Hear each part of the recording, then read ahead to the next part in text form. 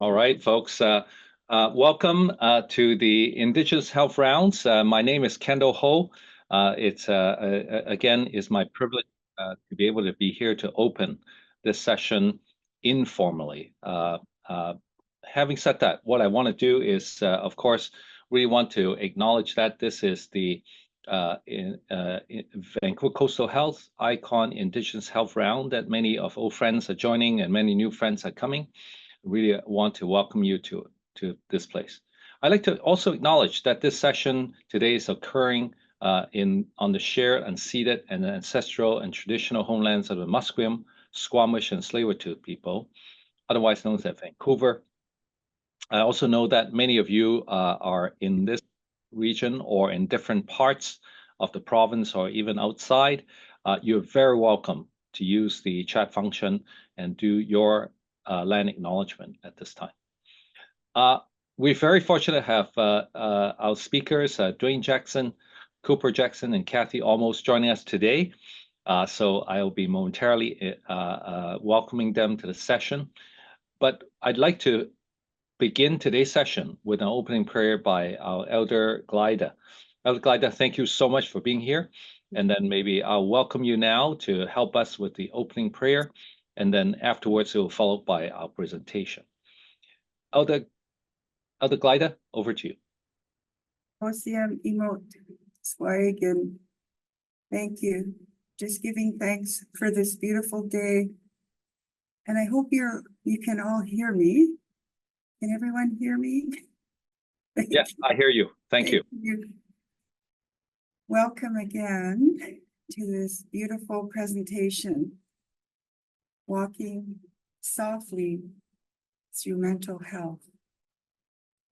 And I'm looking forward to the presentation. As I was introduced, I'm Elder Glyda Morgan, and I'm from the Tla'amin people, my mother's nation. And I'm just so honored to be here to do this opening. And as we begin, I just want to invite you to take a breath in and out. And just remembering the beauty of who you are in the world and how special each of you are, and especially for our children. And I always like to bring our circle together with a sacred song. And as we move forward today in a good way, my heart goes out to you all.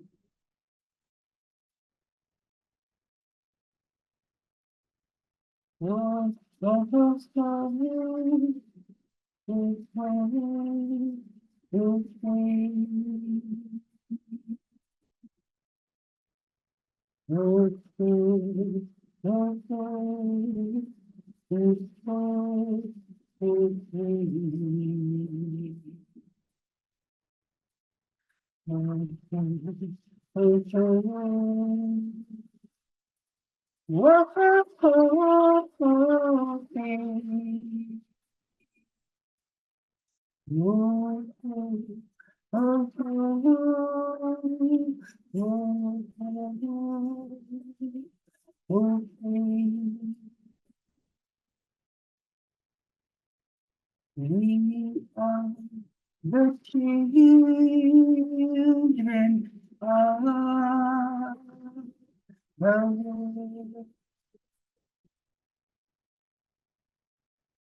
We are the flowers in the sky. We are the Lord of tomorrow. We are the children of the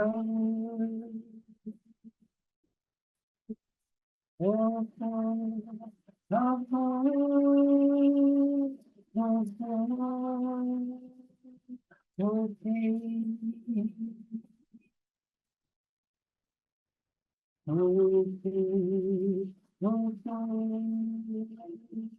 The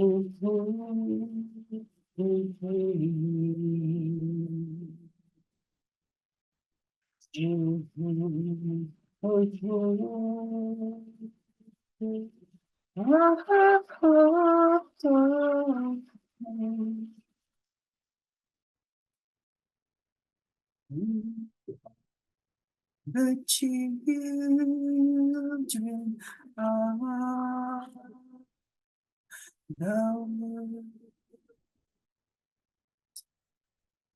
Creator, grandmothers, grandfathers, great-grandmothers, great-grandfathers, inviting you into our sacred circle,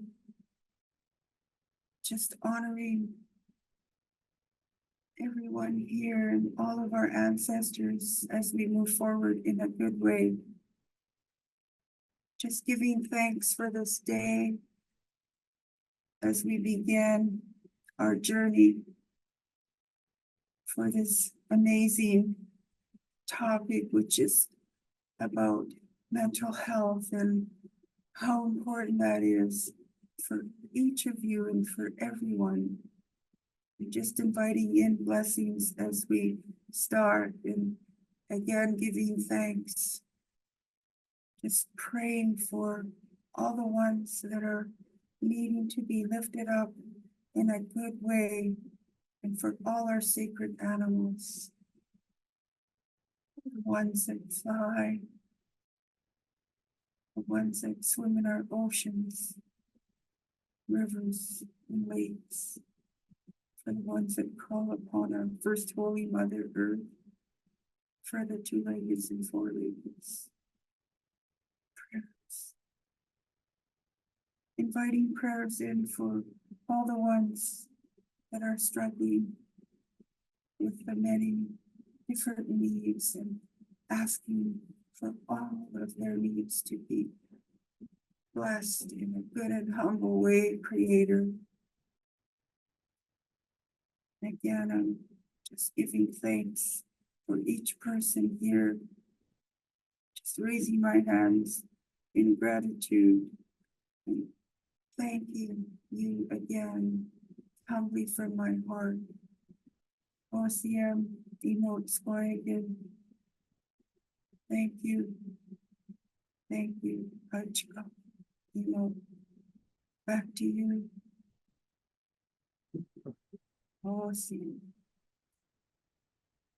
Thank you so much, Elder Glyda, for helping us to open in such a beautiful way, quieting our minds, opening our hearts, so that we can really truly listen and learn and share in this sacred space and time. So thank you so much, Elder Glyda.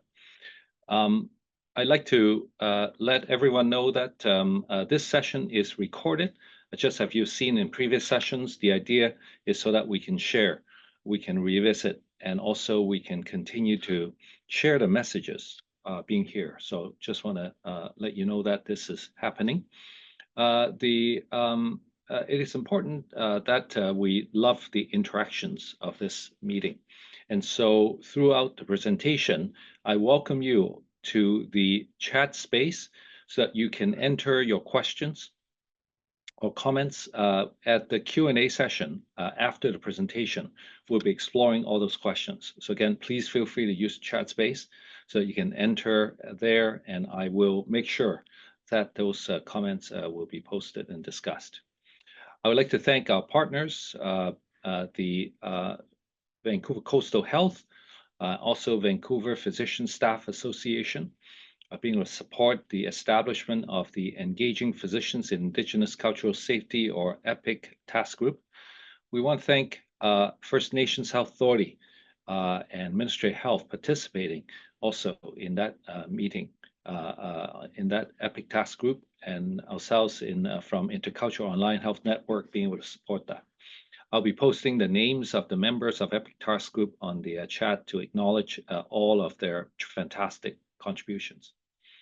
With BC Ministry of Health, we really appreciate the patients as partners. We have gone on this journey for 10 years to support Intercultural Online Health Network, or iCON, to look at how do we support different cultural groups. And this is not about a cultural group, but this is First Nations, Indigenous peoples. We're very fortunate to be able to be accepted and work on this with our Indigenous patients and leaders.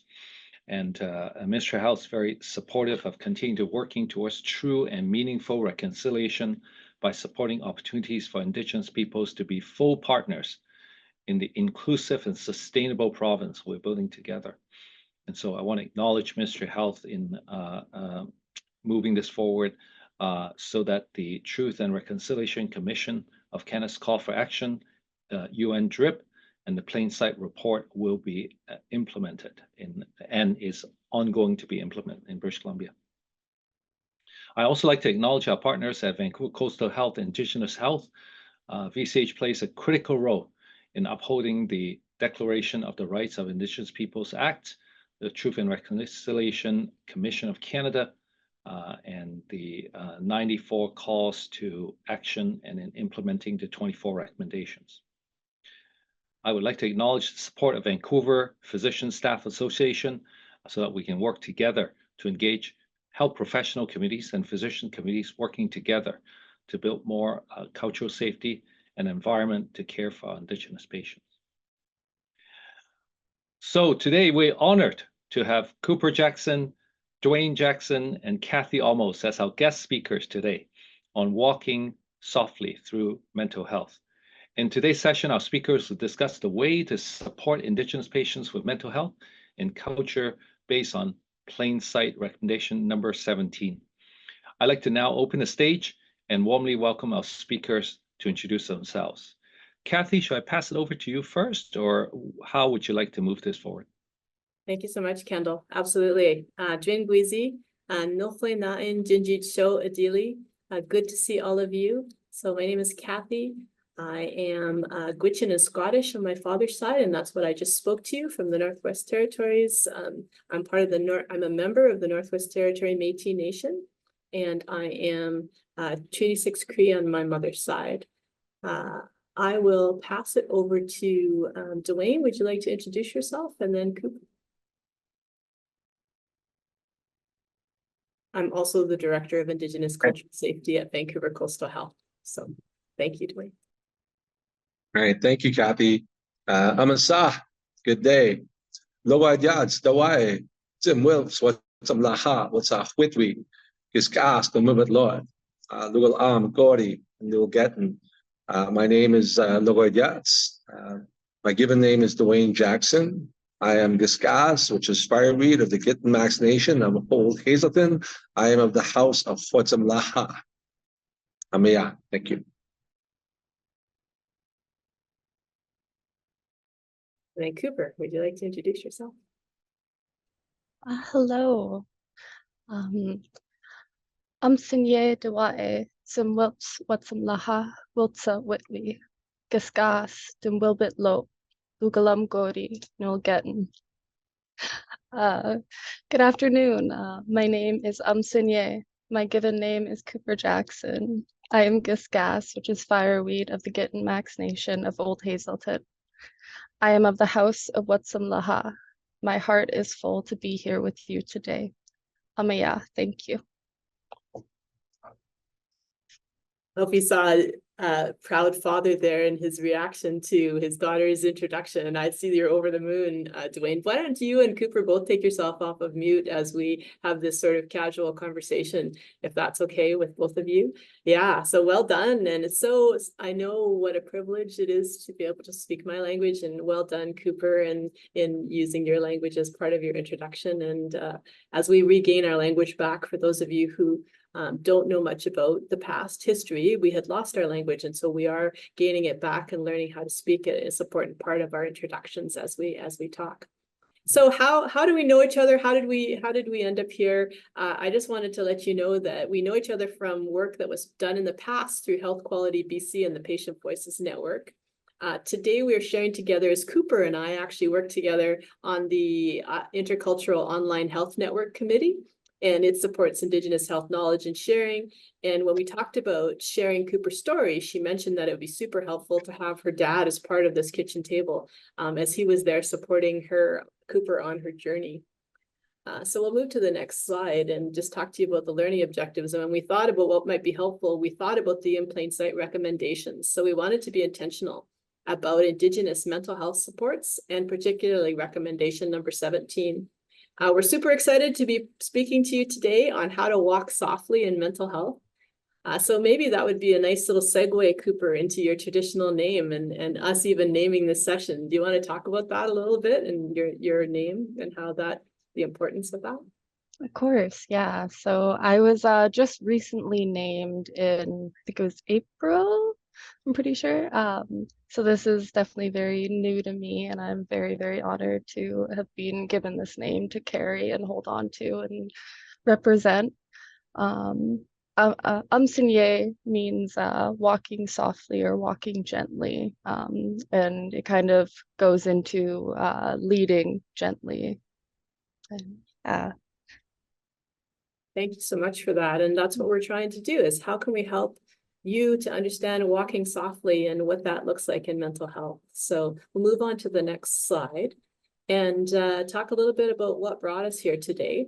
And maybe we'll start with you, Duane. I think that actually what brought us here today is how you and I met. Particularly, I think this was back when we first became acquainted.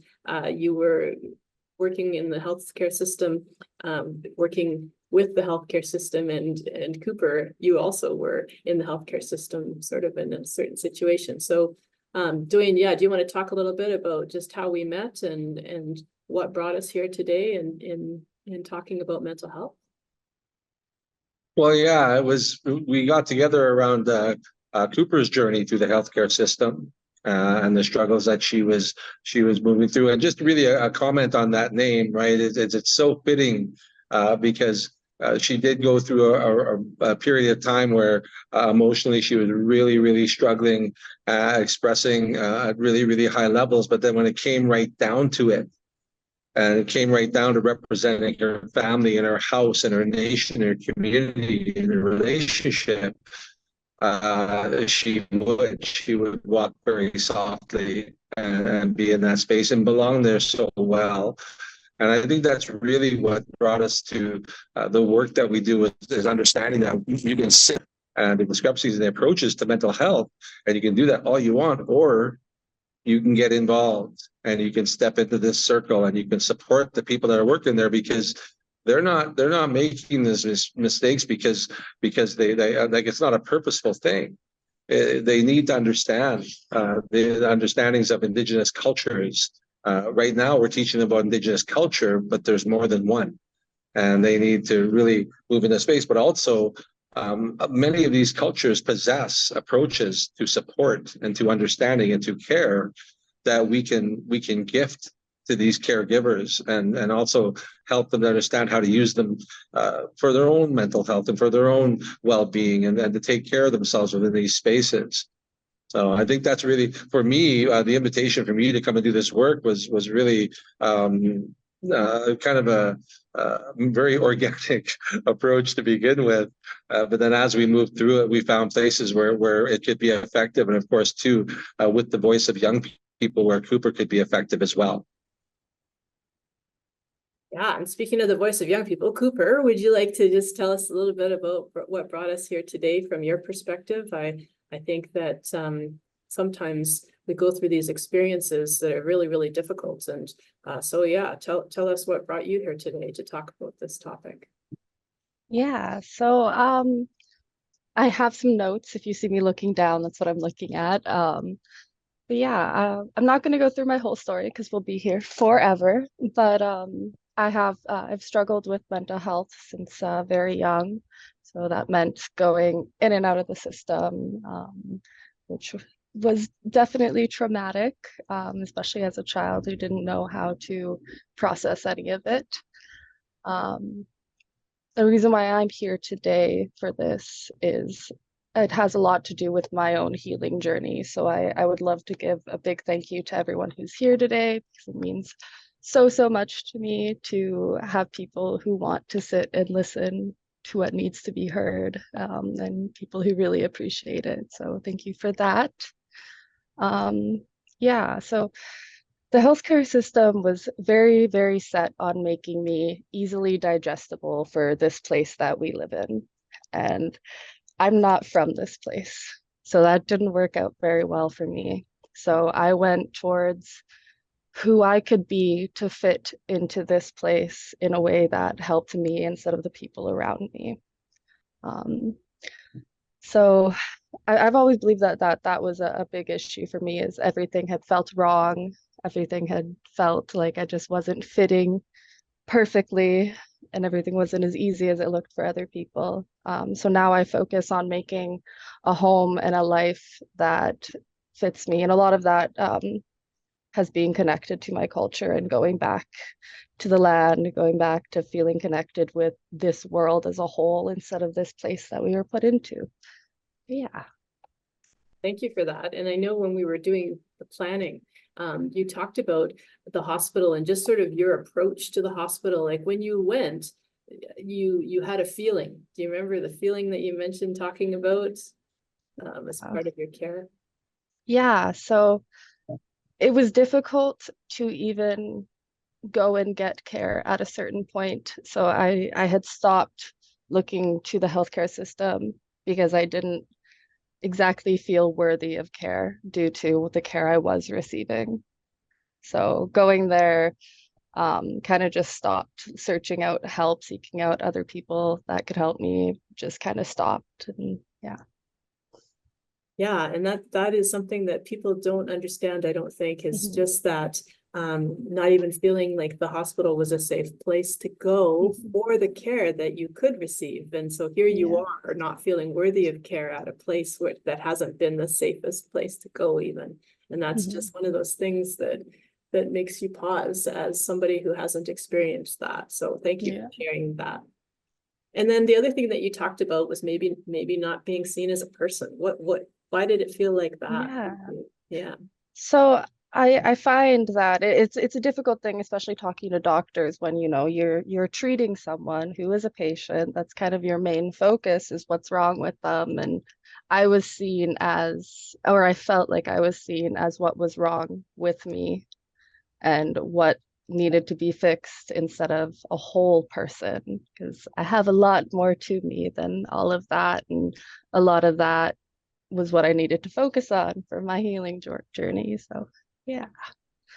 Absolutely. Thank you for that. And Duane, I know that you were talking about like just how it all happened when you got there and getting through the system, sort of this, the punitive aspect of the long weekend. Do you want to talk a little bit about that and what was happening for your family? Well, it was pretty chaotic at a lot of levels, right? And then this is, watching your best friend go through all these pieces and really struggling to grasp your place in it and where you were. And it was really very quickly where my wife and I both grasped it to the point that our place was with her and to be there with her. And the real issue for us a lot of the time was exactly what Cooper said, how it was how it was communicated to us. And I've said this since this journey, since moving through this, since working with the Human Learning Partnership and talking about the language of academia, and that the language of academia should only exist within circles of academics and really shouldn't exist anywhere outside of that, because it truthfully doesn't exist anywhere outside of that.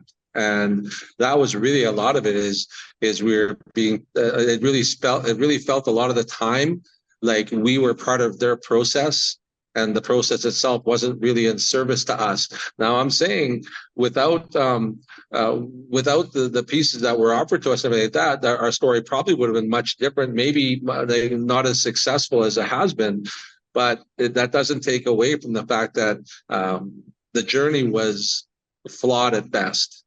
And it really was. And it was having people stand beside you, and instead of being included in the conversation and in the circle, hearing them talk about how broken your child is And I'm like, wait a minute. Yeah, she's not broken. She's struggling. She needs support. And you need to move through. And I tell people this all the time. I didn't become a student of mental health or of teen suicidality or of self-harm or any of these things. Of course I did, and I grew to understand them really well. But in the end, I became a student of Cooper and really paying attention to her and where she operated best and what spoke to her heart and what spoke to her spirit. And then just really worked on that. And anybody that wasn't interested in that, yeah, they were off the bus pretty quick. Like we didn't put up with a whole lot of that. Mhm. Yeah, I appreciate that. And Cooper, you also mentioned about, I'm just going to go back to Cooper for a moment about desensitization. I think you had to tell your story multiple times and that was very, very difficult. Do you want to talk a little bit about that point? Yeah, that's one thing that has come up like well over and over and over again, trying to seek out care and being passed back and forth between doctors and psychiatrists and counselors. And it it became it got to the point where I started doing point form where this happened to me, this happened to me, this happened to me, this happened to me, that's my life, that's it. And having to do that over and over again convinced me that that was all my story was these few things in point form when it really wasn't.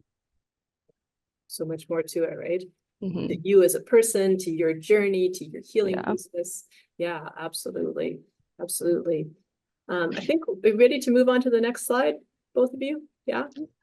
We're okay. Okay, well, we wanted to talk a little bit more about what the solution is. How can we move forward in a good way from the story of difficulty with navigating the system and being seen as a person? What does it look like to move forward in a good way? What can we do differently? I don't know if Duane, you want to talk about changing education or patients as individuals or learning and educating yourself. I know those are a bunch of things you're passionate about. Well, I'm just wondering which one to start with. But in the end, education is really what it comes down to. Is if we don't teach it a different way, we won't perform it a different way. We only give what we've been given, show what we've been shown, and teach what we've been taught. There really isn't much else outside of that. And so meeting people where they it's like education, right? Is we instead of meeting people where they learn best, we insist on them meeting us where we teach easiest. And I'm not saying teaching is easy, but it's really we have them coming to us, and so like looking at what Cooper is struggling with instead of what lifted her heart and what spoke to her and who she was in that moment and how she felt. And she was very expressive about these things, and not all the time. Like she wasn't expressive in a volatile nature. Much of the time, she was very just straightforward, and it really felt like she wasn't being heard in those moments. And so it was really that was really the big thing. Education, we're doing it the same way over and over and over and over. And it just can't work for everybody. It's not the way it works out. Education has already shown that. So really, and then find yourself, find the things that speak to you in that space as far as education goes, but figure out what your barriers are to learning, because this is really vulnerable work. This is really tough stuff, and you're hearing some really tough stories and watching some really hard things happen. Support your people, support your team, make sure they're resourced, make sure they have all the things that they need. And then when they're in that space, then you can start moving into healing other people and working towards supporting other people. But you have got to figure out what it is that is keeping you from that space. Yeah, and sometimes it's taking the time, right, to do more education or to learn on your own, right? There are some things that are holding people back. Well, and it's like humility, right? Is when we look at what North America just went through as far as COVID went, we now find out that North America is a really fantastically entitled society. And whenever you have really high levels of entitlement, you'll have low levels of resiliency.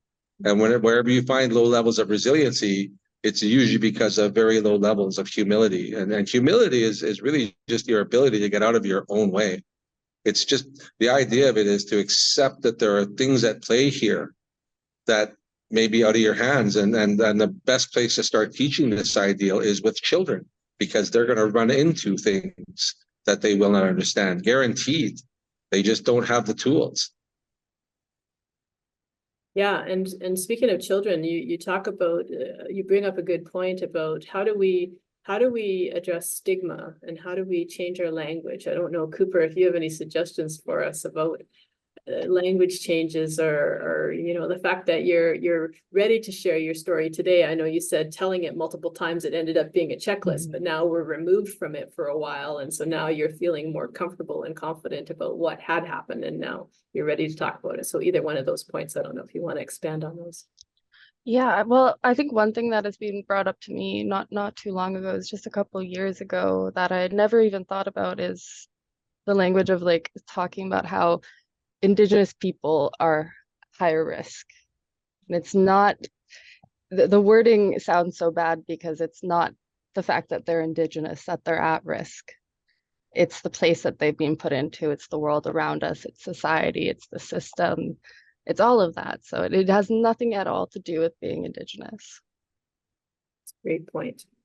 I remember my friend saying that we were doing a presentation about hard to reach populations, and she's like, just because I'm Indigenous doesn't make me a hard to reach population.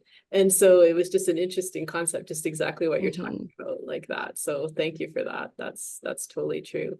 And Duane, you mentioned that you had a real patient connection that in the elevator with somebody when you were going through the time. You had a connection with a mom, and you said it was like that.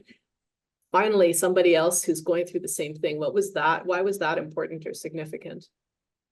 Well, we had two really important pieces. One was at the hospital in Vancouver. We had two really important pieces. One was this mom who was just lost. She had no idea what the doctors were talking about. She was a young mom. They hadn't really talked, and she wasn't Indigenous. She wasn't a First Nation. But one of the first things she told me was, when I got off the plane and was waiting for my cab, I've seen more cars in that time than I've seen in my life. So that's culture shock, right? So we like to think that culture is strictly to do with ethnicity, and really it's a lot about where you're from and what you've been brought up with and what you're learning.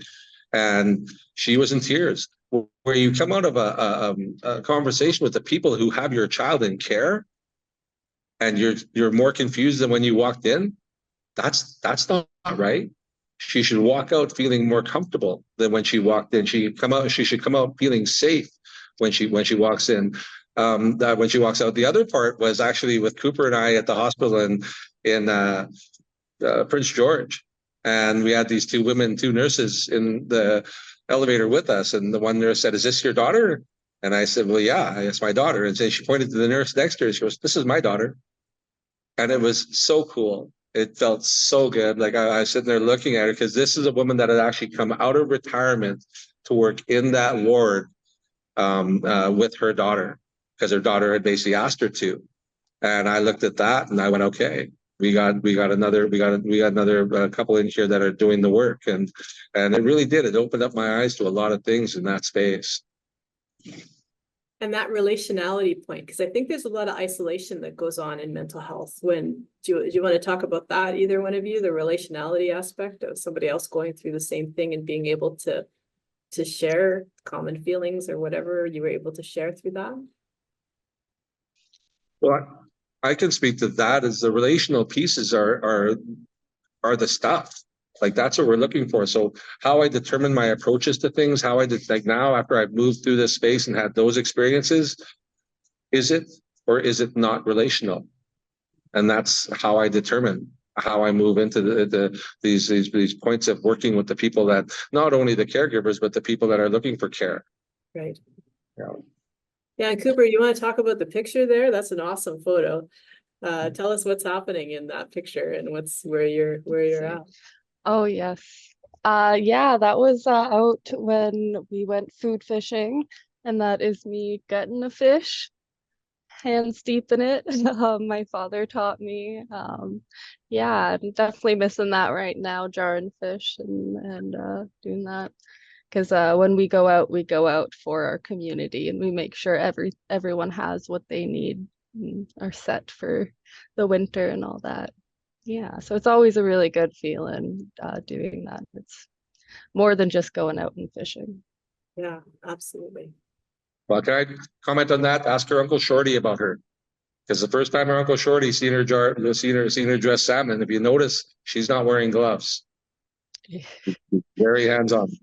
That's the only way I harvest too, anytime we harvest cedar, which I don't exactly recommend it, but I don't do it often enough to become allergic. That's one of the main reasons. But yeah, I never wear gloves. Got better grip. There you go. You can actually feel the fish and you can Yeah. feel the medicine. Yeah. Yeah. That makes much sense. Yeah.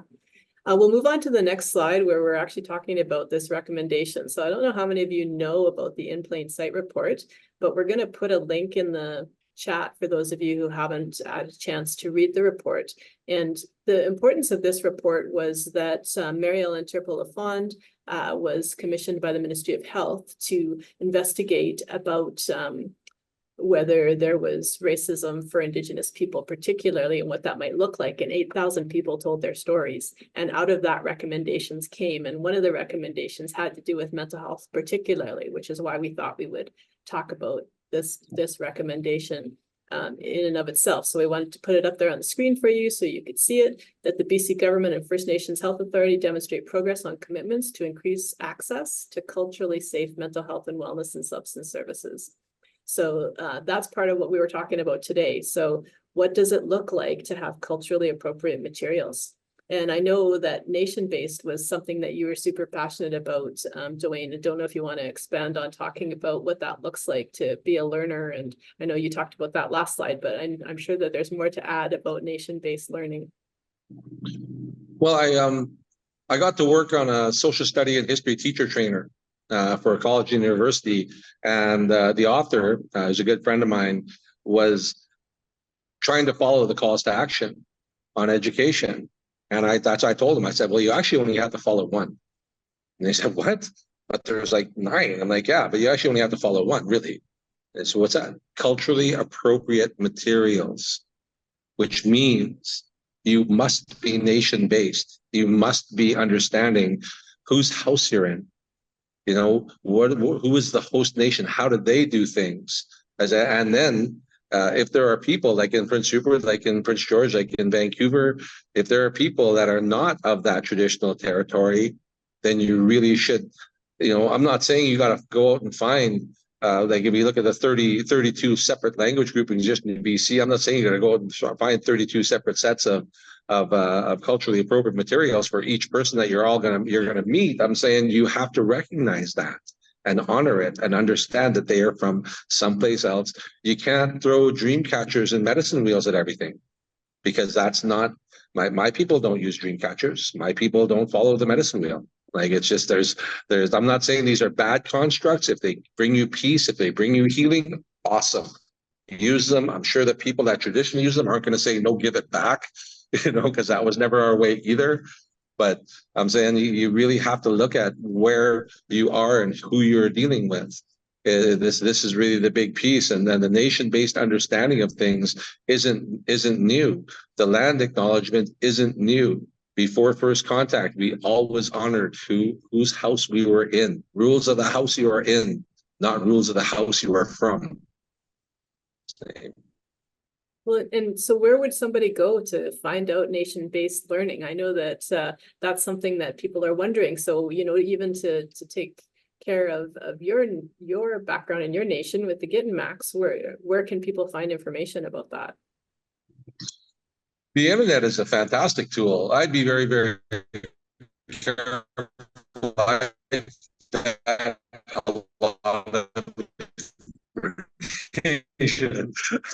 Because there are a lot of cultural versus cultural, and so I'd really be very, very, very picky about who you're speaking to about these pieces, and then where they're I question people. I say, whose house are you from? Who is your house? Who is the head of your house? What is your house name? things like that, right? And really looking at that. But the problem we have too is as much of the information that we share on cultural competency is mostly a Canadian history lesson of what happened to Indigenous cultures here. It's not really cultural. It's just an idea of the decimation of culture, and that's really it. You don't really get much beyond that. It's when we did a crime prevention initiative in Prince Rupert, we did a cultural presentation there. It was strictly Tsimshian. We brought in a Tsimshian elder. We brought in Tsimshian people to present it. We brought in Tsimshian people to discuss what are the next steps, because those are the people that are sitting across the desk from these resource people, these resource workers. That's your families. It's not what happened to Indigenous nations people across Canada. This is what happened in this community to the people that you are in service to. Yeah. And that's really the approach that we have to start looking at. If we're not gonna do that, and again, this all comes back to retraining, reteaching, and letting people know, and then resourcing people in the right way to find this information, right? And to go that way. But there are lots of people doing the work. Like when I started my master's degree years back, I struggled to find pieces to support my thesis. Now, there's a ton of people doing the work from all different nations, right? It's like, I always compare it to parenting. There is no one book with all the answers, but read as many books as you can. Yeah, thank you. You broke up a little bit, so you might have talked about band council websites when you were at the very beginning. I'm not sure if you did or not, but band council websites are a great source for nation-based learning too, right? Because each nation has its own website from its band council that you can look up. I think that was something that we talked about.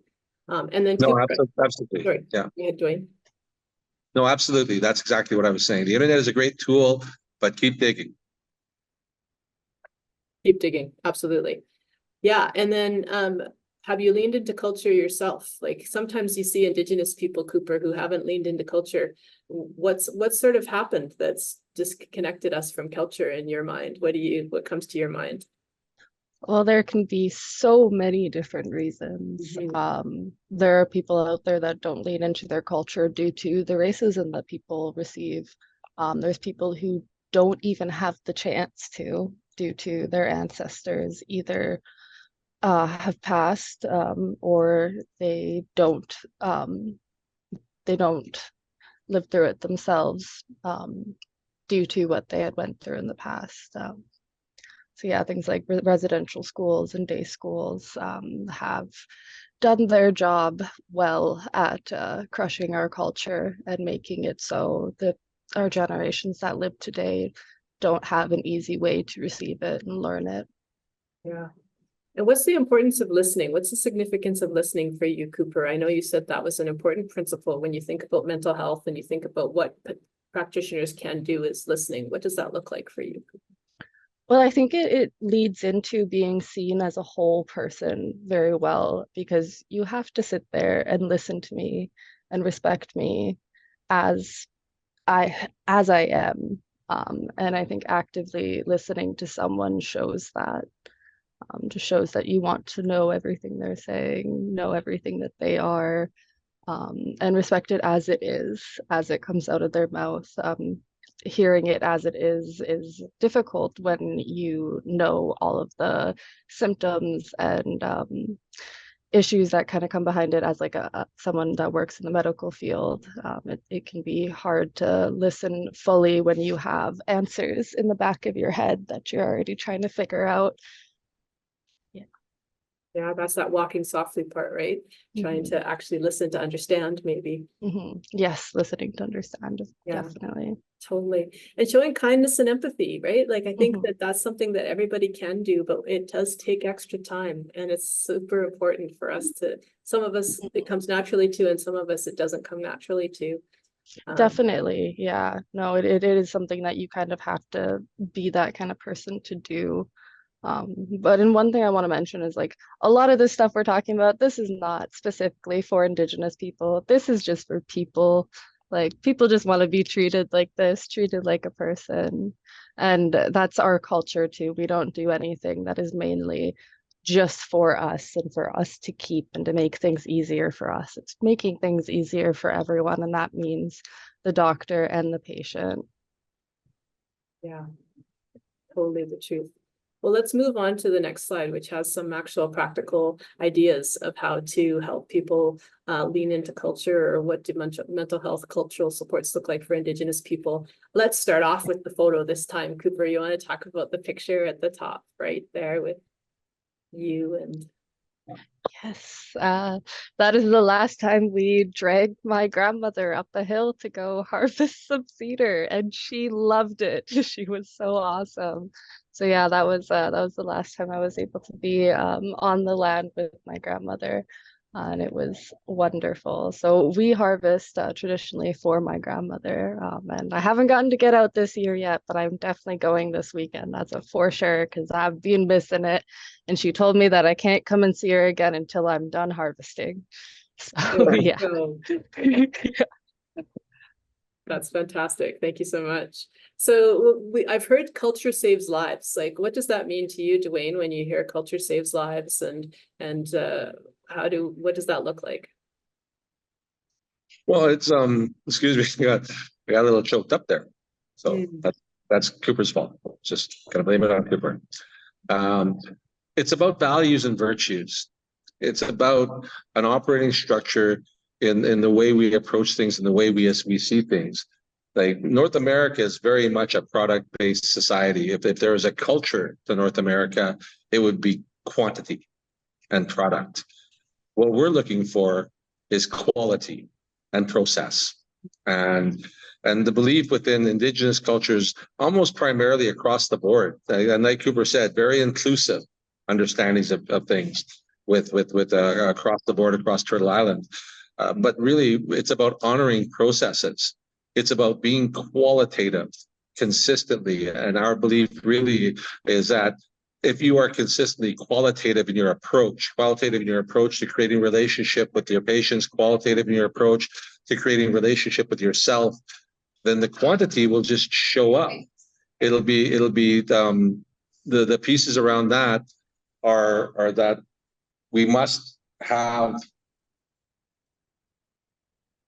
a place to meet where people where they feel best, where they learn best, and that's really what we're looking at. And it's when we look at the different qualitative pieces, we're missing it at so many levels. Yeah, absolutely. Absolutely. We've listed a bunch of different things that we sort of have come up with, of ways that if you're not Indigenous, how can you help support your client? What might it look like for you to bring culture into the mental health journey in some way, and having encouraging people to access elders, or what that might look like.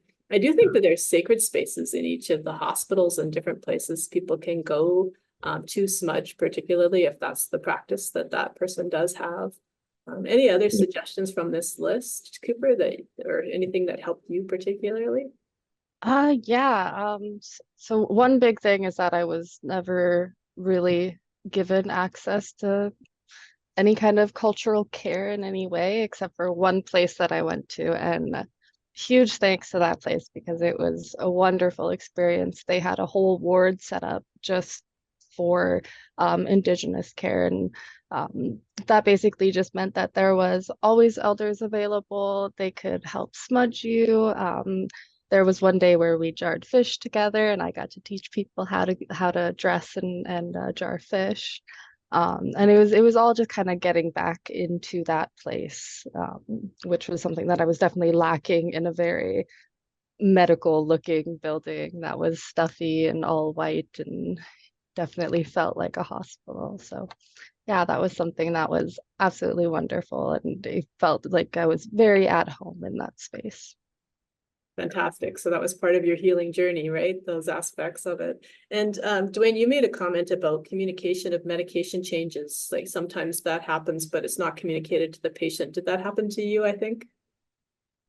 Well, yeah, like they had one of the medications that Cooper was on, they basically just switched it up on us, and it wasn't the same.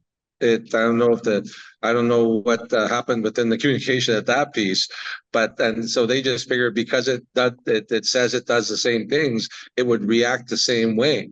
And it didn't. We really had to insist that we move back to the medication that was working best for Cooper. And we really have to get an understanding of not only where medications react to a mental health situation, as far as where medications react to physiology, because it's all connected.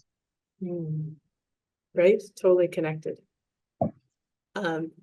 I know that we have some people are asking in the chat just about specific Indigenous supports, and I know that we did a little bit of research with our Indigenous health team, and they pointed us in the direction of the Comox Service Directory Provincial Services pathways for Indigenous mental health services, Pathways BC. So we're going to give you that link in the chat there.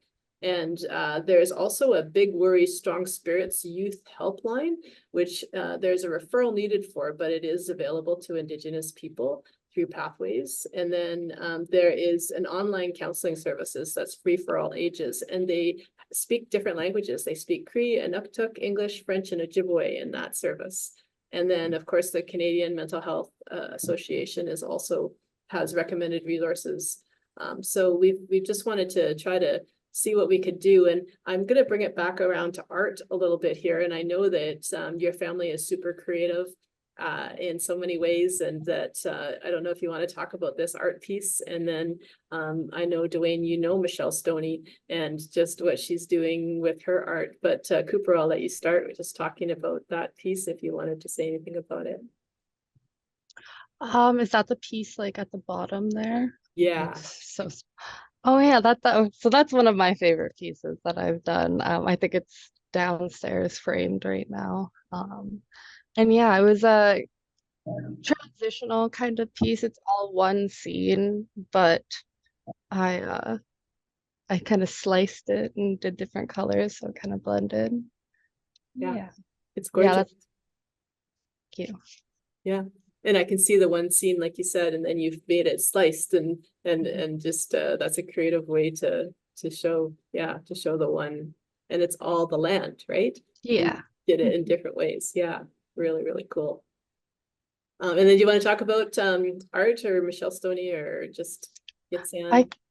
I could show you a piece. Sure. Actually. This is a piece that we did kind of in a collaboration. There was a painting that I did for my grandmother, which I wish I could have found a photo of that.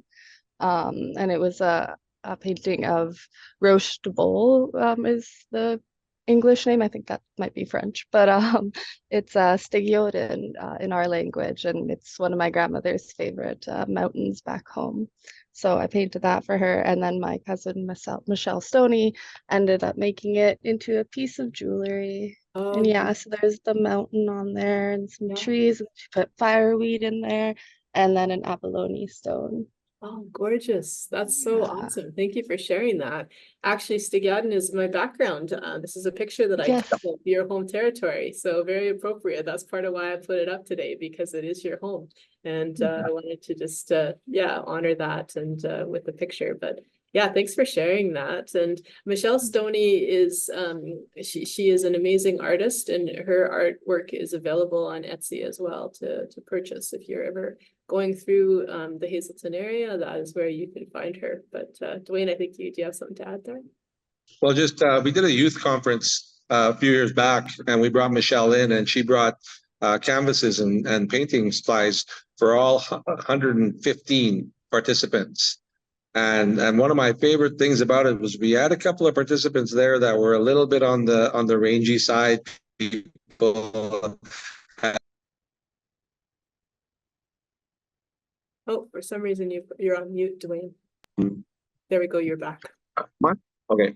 Yeah. So she had brought all these things, and so we had a couple of guys there that were a little on the harder side, and it was really funny because these two guys sat down and they just went to town and didn't say a word, and their whole tough guy facade melted away, and they did the work. I think when you ask people to sit down and just really express themselves in an artistic manner, everybody's artistic, and art has so many there's so many different mediums. Cooper works in so many of them. But everybody just has to find what they love to work in and what speaks to their heart, and it's expressive. And if we can have this for young people consistently within healthcare, I think our outcomes will increase exponentially. Right, totally. I agree with you. We'll move on to the next slide because we also wanted you to brainstorm, and we know we're just about out of time for 1 o'clock. And if you have to leave, no worries. We're going to stay till 1:30 and answer questions. But the next question, the next slide actually has to do with what can you do now that you know what you know after our conversation. And so we are hoping that people will develop Indigenous specific resources, whether it's based on a quality improvement project or something that's patient informed. So yeah, what can you do now that you know? So we're going to ask you to put in the chat, what are ways that you can, what can you do now? What, when, where, why, and how? What can you do? How can you change how you approach your next patient? What might that look like? Can you ground yourself before an appointment so that you're feeling at the fine level and you're not dealing with the last patient, your family situation, whatever else has been going on for you? Do you have any other things to add about what people can do now?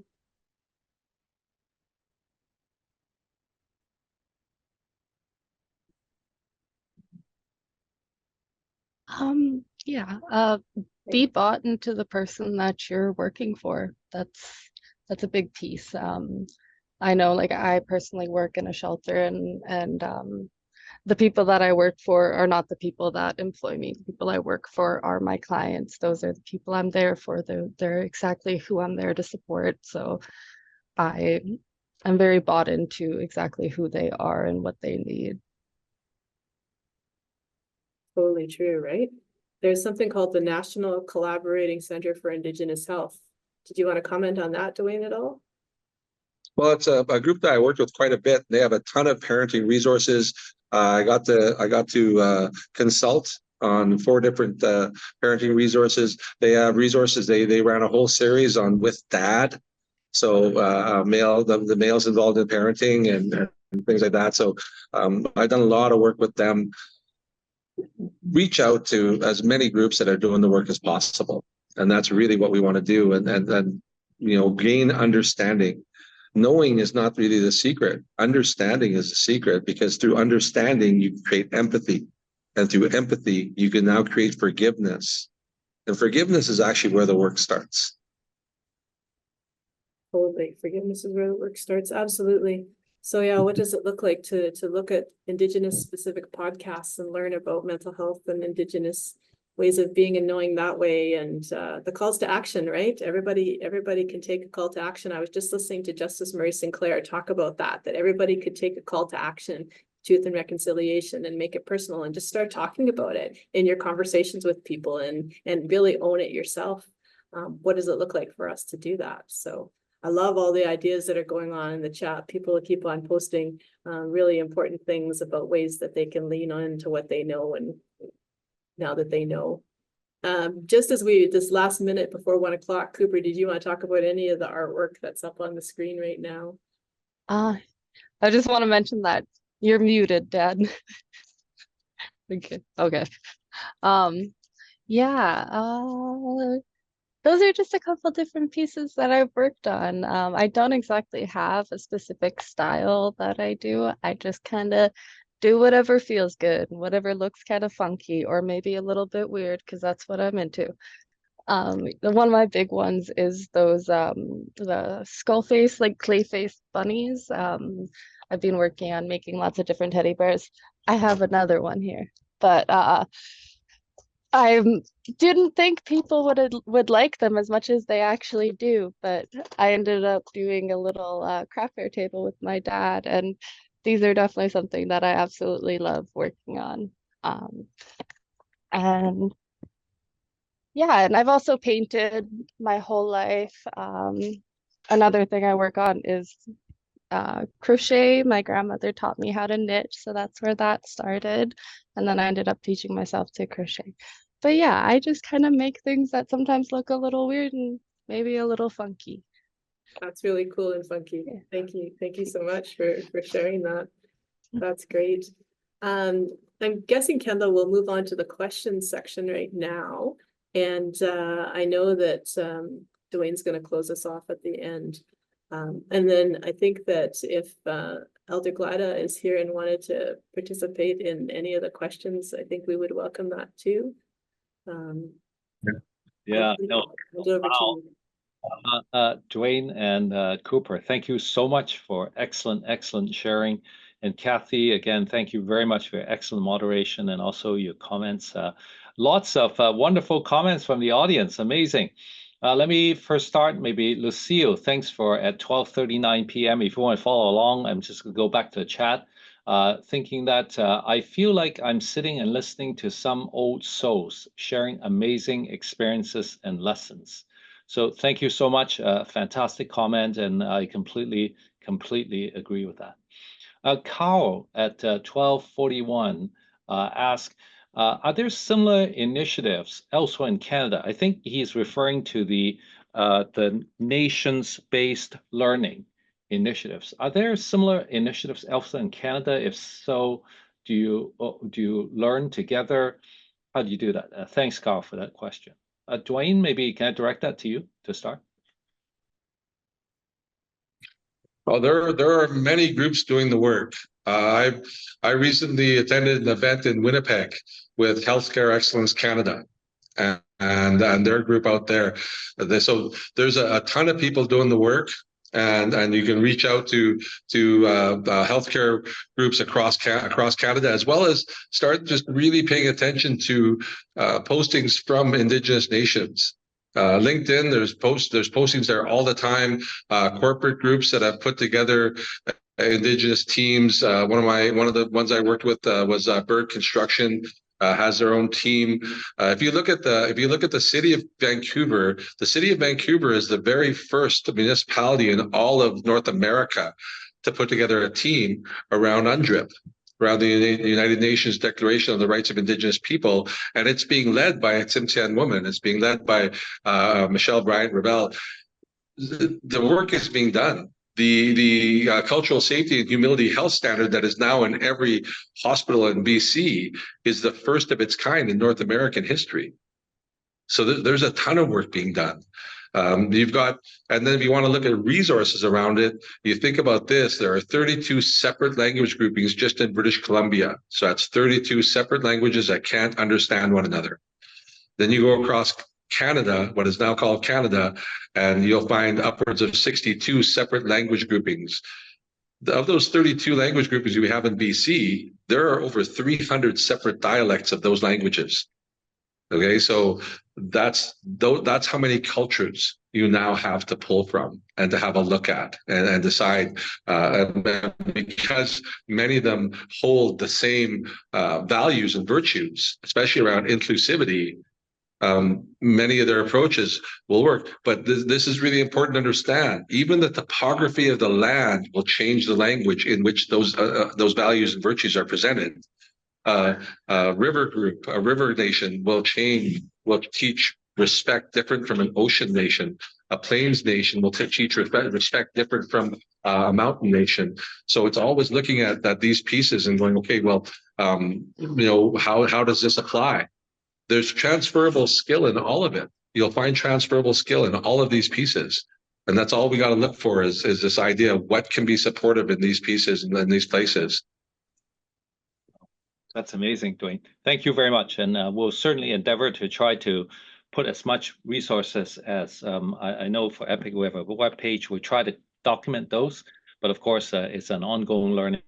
Really appreciate the sharing there.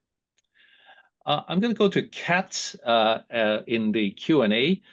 Kat was asking, how can we better support Indigenous folks around Canada at end of life? And how to stay true to their identity and have the needed and necessary support from non-Indigenous folks? Perhaps maybe let me open that question up for everyone for your thoughts. Well, I'm aware that birth and death is very important to Indigenous people, right? So that's super important. Cooper, were you wanting to? Well, Duane, go ahead. Well, it's really meeting them where they learn, where they heal best. Like the whole thing really is about comfort, but we have to understand too that within our culture, within Gitmax culture, we don't actually lose people. You know, like people don't pass away, people aren't gone.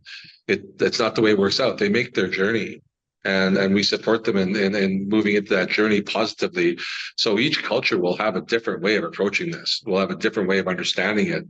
And that's important. That's where this nation-based understanding comes from. It's also really an understanding too of how important spirituality is within that journey, right? We recently had a young man come in and express his services to my mom, and so I called him aside when he came out. I said, "So, because this wasn't the case in this situation, my mother firmly believes she's going to beat this." But the thing is, he presented their services in palliative care to my mother, and he dropped. That's I told him. I said, so we really can't discount how important spirituality is in this journey. And he goes, yeah, oh, no, we absolutely honor that. I said, and yet you dropped the word palliative twice in that room, you know, and that's not where she's at. Mm-hmm. Right. And so it really is, as much as it is a cultural understanding of things, it's a people thing. It's a person thing. And if we're not going to sit in that space, whose journey are we actually supporting, theirs or ours? Mm-hmm. Yeah, you raised a very good point, especially also understanding where the patients are and provide the service accordingly. Thank you for that. Carl at 1247 asks, do you have healthcare professionals or health workers from First Nations? If yes, how do you integrate them in this program? If not, what would you do to change? Carl, maybe I'll first refer you back to previous recordings. Our First Nations Health Authority has a virtual Doctors of the Day where they do incorporate and have Indigenous healers. Yes, there are examples of that. I also want to direct that back to perhaps maybe Cooper or Duane or Cathy. Cooper, during your journey in mental health, have you had experience with First Nations healer? Maybe a question for you, and Duane and Cathy, also welcome your thoughts about Indigenous healers and how they integrate. Yeah, so the only place that I've experienced having those people within the space and making sure that they had their own space within the building was Dala, and Maples is what it's called. So it's a treatment center, and they had it just pretty much not all day, but basically for about 12 hours of the day, you would have access to just an elder and anything like smudging or drumming or anything like that. There was a lot of creative pieces within it. So we did some traditional practices. There was beading, there was jarring fish and stuff like that. Yeah. Excellent, thank you. And maybe a comment, Cooper. I really enjoy your sharing about, you know, the cedar, the being in the forest with your grandma. All those, I'm sure, also with that culture in the community, that yes. Really very impactful for me. Thanks for that. Duane or Cathy, your thoughts? Yeah, so that is actually one of the recommendations, is to have more Indigenous people employed in healthcare. And so there is opportunity through all the educational facilities as Indigenous people are seeking higher education and having the opportunity to work in healthcare. So yeah, there are definitely, we have an Indigenous health outreach team, and in Vancouver Coastal Health, we have quite a large group of Indigenous staff that work for us in the Indigenous healthcare world. And we're looking forward to the day where we can see ourselves in healthcare easily as Indigenous people and have an opportunity, just like everyone else, to feel like we're treated with dignity and respect and treated as that's what our desire. When people say, what do Indigenous people want? We want to get the care that we need to get when we go to the hospital. That's really what we want, just like everyone else. So 100%. Duane, yeah. Well, just two and this is actually a really sad point on a lot of levels. Colonization has been successful with some Indigenous peoples. So really, you're going to want to find out if that Indigenous person actually is cultural and where they're from and stuff like that. Find out to what degree they want to practice their culture. because we have to admit, we have to really accept the fact that colonization to some points has been successful with some Indigenous nations people. So really make sure you're talking, you know who you're, like the person that you're talking to and who they are and where they are spiritually. Well, thank you. Carol has a comment question, 12:50 p.m. Maybe Cathy, I may direct this one for you to consider. She's asking, can you speak about allowing or improving family, community, or nation's participation with healthcare service providers for working with people who need mental health or substance use, but are not engaging in finding services they want to engage with? What do you think, Cathy?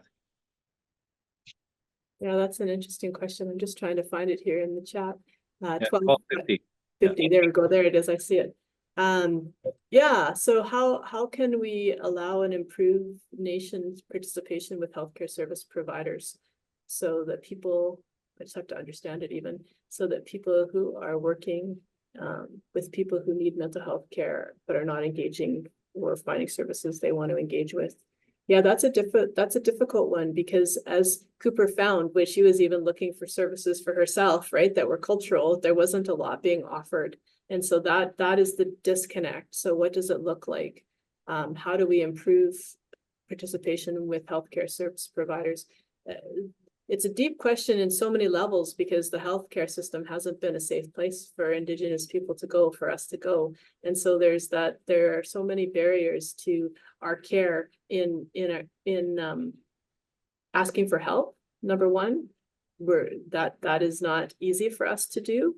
And then trusting that when we do ask for help, that the services that are going to be provided are going to be appropriate. That's the other thing that we struggle with, and I see nods happening from both Cooper and Duane in that. So those are difficult, and I think colonization, I don't want to blame it on that, but I'm going to blame it on that, because it has a lot to do with where we are today. And so how do we move forward past that? It's by developing the resources, and we're depending on you as care providers to lean in and reach out to Indigenous voices to do things in a good way with reciprocity, and having an opportunity to pay for the expertise that the Indigenous people are bringing to you. And what does it look like for you to co-design resources together so that we can move things forward in a good way, and learn more about how to support us as Indigenous people with whether it be mental health, creative opportunities, or mental health elders that we need to reach out to. Yeah, I don't know, Cooper or Duane, if you have anything to add to that. I think the big thing is just not, it goes farther than just putting brown stuff on your stuff. And so people have come to me and said, well, we've indigenized all of our resources. That's just putting brown stuff on your stuff.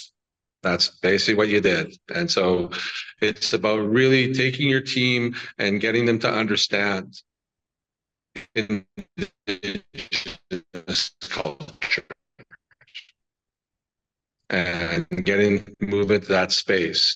And I didn't understand that the virtues and gifts missing from the culture of North America.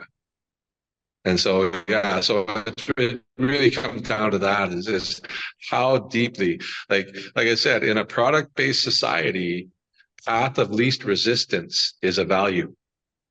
Okay, so, and that's basically what it is. Well, no, we did this, we did this. It's really, it's gotta become an operating structure. It's gotta become the way we do things.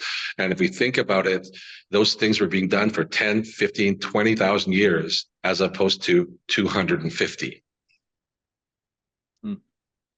The next question from Susan may be a good practical follow-up to this point about not making brown. Susan's asking, how can we make printed materials can be made more appropriate for Indigenous audiences, or how do we tailor printed materials for Indigenous audiences? Welcome some insights, your thoughts. We did this actually at the Human Learning Partnership. I would say engage a local artist, and engage an artist from the host nation. and then look at the languaging attached to the host nation and how they see things and how they, and have a lot of that kind of language in your resources. But yeah, first of all, I'd say you can't print it in Vancouver and hand it out over the entire province, which would be once again path of least resistance. You know, we got to start meeting people where they live. Yeah, in addition to that, Duane, you and I worked on something during COVID. We were trying to help the physicians understand the sort of a speaking pathway in following up families to talk about their loved ones being in the hospital with COVID and what would it look like. And so we were able to have an Indigenous group who actually were able to give feedback to the system about how to do that in a very relational way over the telephone. So the Northern Health is actually using that research and that resource in their end of life services in their care. Excellent. We have a little bit of early experience in on these rounds. We engage a Indigenous artist to put the infographics in that way. So we ourselves are also learning on this journey ourselves. Yeah, that's right. And Bert Azak actually attended this webinar. I saw a comment from him, and he is actually an artist as well. I just want to give a shout out to Bert as someone who has done, I've worked with as an Indigenous artist who has done amazing work as well in design. And one of my oldest friends. All right. Yeah, Bertie and I have known each other since kindergarten. There we go. Perfect. And Kendall, I see a question asking Cooper specifically about the space that she was speaking about. Is that the next one you were going to go to? So yeah, Cooper, do you mind talking about that space that you were at where you had positive experiences reconnecting with your culture? So they're looking if it's a space that they could refer clients to. Yeah, so it was one of the really cool pieces about it is I went in and one of the elders that worked there was actually from my culture. And this is someone who is now actually back on the land learning his culture, and he ended up being able to come to a feast and learn from us. So he's a very, very wonderful man, and that was a huge relational piece that I was able to experience while I was there. Other than that, we had people that were just very bought into it being a comfortable space.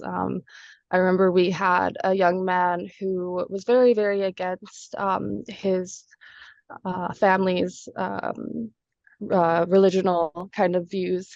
And when he came in, he was worried that he would get smudged and it would be a very, very religious kind of thing. And I was like, all it has to be is it has to feel good. That's it. It's nothing, you don't have to pray to God while you do it. It doesn't have to be a piece like that. It can just feel good. That's all it's meant to be. So it was a really, really nice space in that way. It was just kind of was a place to belong.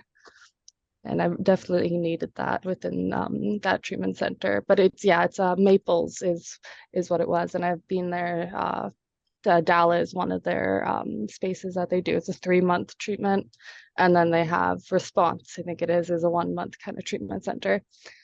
And within Dala was where I was able to have that right next door, basically. Just have to walk out a door and I was in that space. Nice. Fantastic. Thank you so much. Kendall, we actually have a video, speaking of belonging, about Cooper talking and Duane talking about that. It's a 4-minute video. Do you think this would be a good spot to show it? I know Alex has. Perfect. Let's do it. So let's do it. That would be awesome. Thanks so much. So yeah, Alex, feel free to bring that video up so we can watch it. It's do you want to just set the tone of why that video got created before we, as it's getting loaded? Either yeah, go for it. Yeah, so they came and they just wanted to have a very easily accessible piece that people who were struggling, either psychiatrists or doctors that were struggling to connect with families, or families that just wanted to kind of know what was to be expected in that space. And their videos are all about different things. I think there were 6 altogether, and then me and my father worked on this one with them together. Yeah. Thanks so much.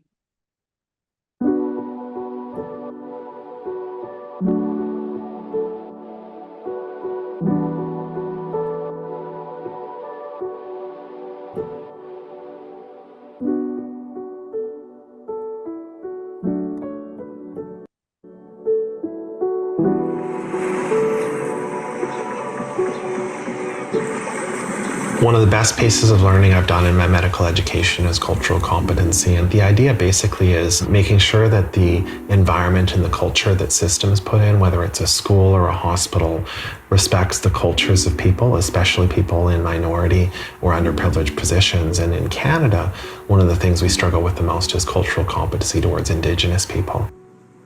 I'm Cooper Jackson. I live in Prince Rupert, BC, but I am originally from Old Hazelton. That's where my nation's from. I'm Gitxsan. This place is beautiful and I love it and I appreciate it for all it is, but it's not my home for sure. The name of it isn't my home, but the land definitely is. Growing up in this place was weird, even though I didn't exactly know my culture. I didn't exactly live in my culture. But I always felt out of place, and something in this world just kind of always felt wrong. And I only realized a couple of years ago that it's because it doesn't feel like home. Belonging was a huge piece for her in school, and yet, much like myself, she just seen things so differently. I helped with a patient engagement workshop, and they asked me when I feel most engaged. I say, when I'm out on the land. I said, because it's effortless. I don't have to search for it. As soon as I'm out there, it speaks to me. Walking in the footsteps of those that came before and honoring my relationship to all things. And with Koopy, that's really what happened there was we lost touch of those pieces. And then when we were in the hospital down in Vancouver, that's what the doctors asked me. I said, well, I think Cooper has lost connection to her relationship to all things. And they didn't have a clue what I was talking about. They had no idea. Last year was her first forage. Usually I forage and toss everything out, then she preps. And last year was her first forage. You know, and then the medicine that we make from it, we don't sell. We just give it away. At this moment, I'm still going into adulting and trying to figure out what my future even looks like because, hey, apparently now I have one. And that's kind of cool. I actually have one now and I'm thinking about it. But I definitely think I'm gonna keep doing what I'm doing and just be there for people who need people. That's all I wanna do.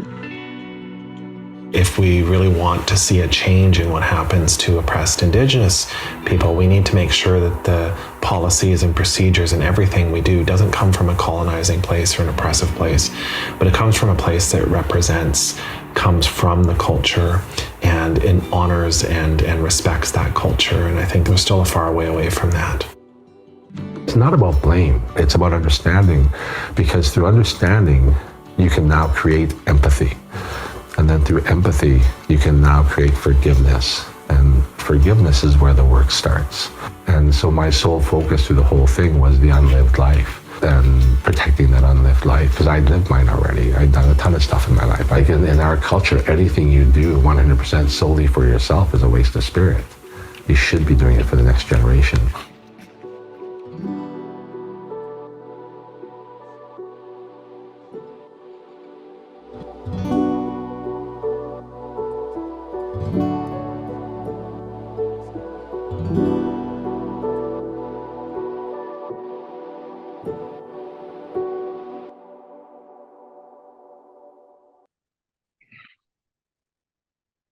Wow, amazing video.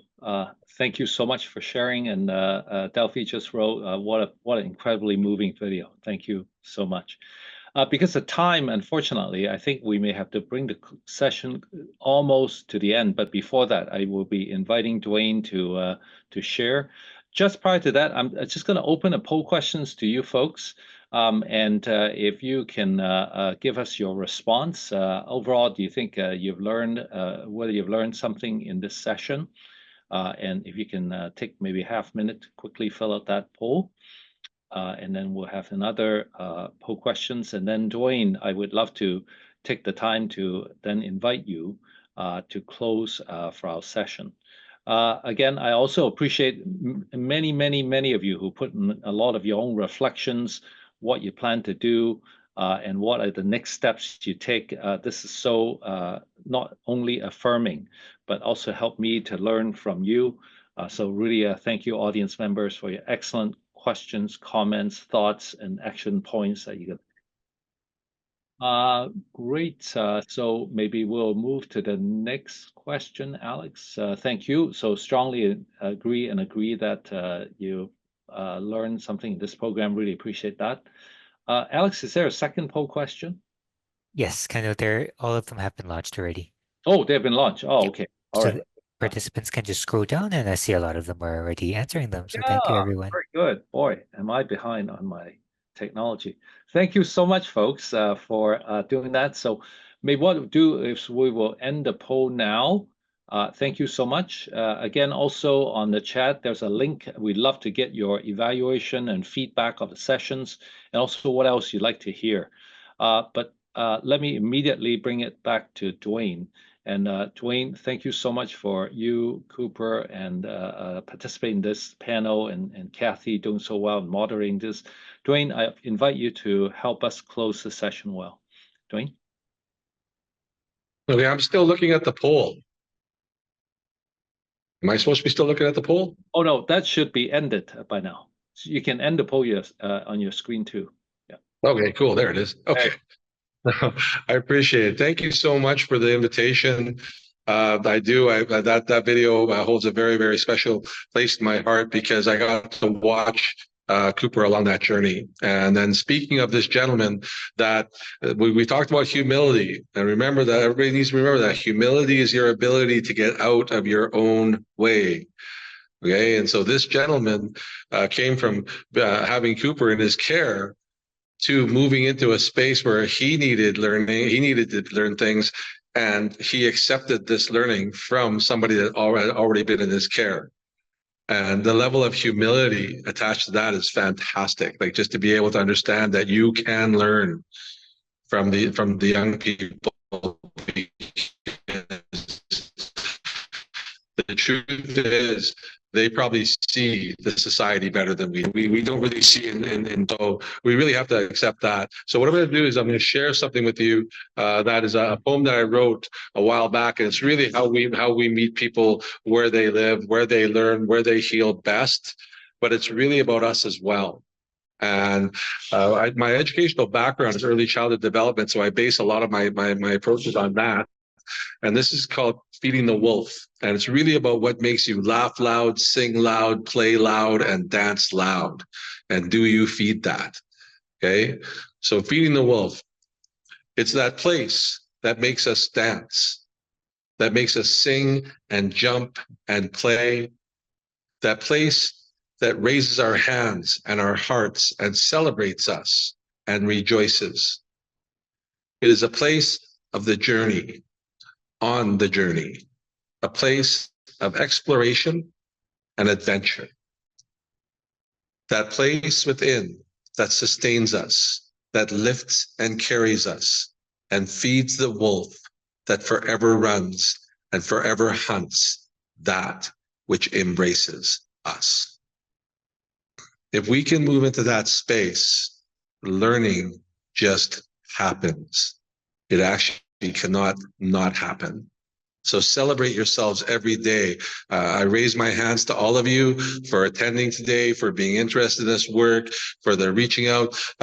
Cathy's got all my information, so please feel free to reach out to me.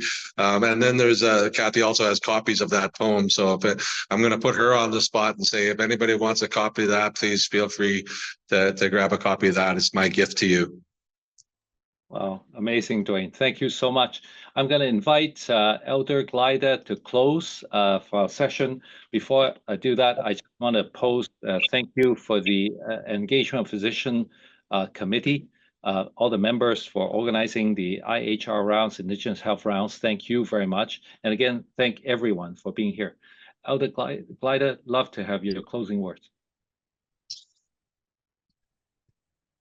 Hi, everyone again.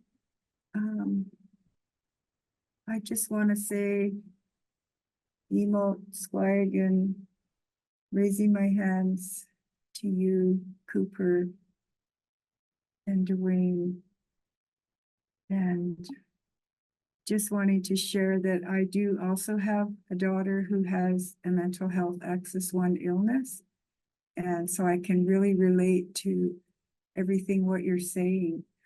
And she has also went through the healthcare system, and we have done ceremony at the beginning and continued to do ceremony in regard to her healing. She's half Gitsan and half Fa'aman Kosalish. And the message that family is so important really resonates with my daughter and myself, because we need family to lift us up. And if they're not, that's okay, because they're not able to understand. And so we go back to the work and the education and the love and the caring that we have and that we can share. And I see that you're doing it, and I see that your father is doing that. And that is so needed. We can go a long way with love. And I think that's important. And knowing who we are in the world and being able to stand in our light. And I think that's what you both brought today in regard to the teachings of what needs to be done for mental health balance and wellness and our indigeneity, and just how do we work with our own people and just all of those things. So again, I'm just raising my hands in gratitude and just love and appreciation, emote, and thank you to every person here that took the time to learn and take that in and to witness how powerful it is to receive these teachings. And I am sending you off today in a good way, and do something beautiful for yourself in this moment or even after work, whatever that means. What does it mean to do something to honor yourself?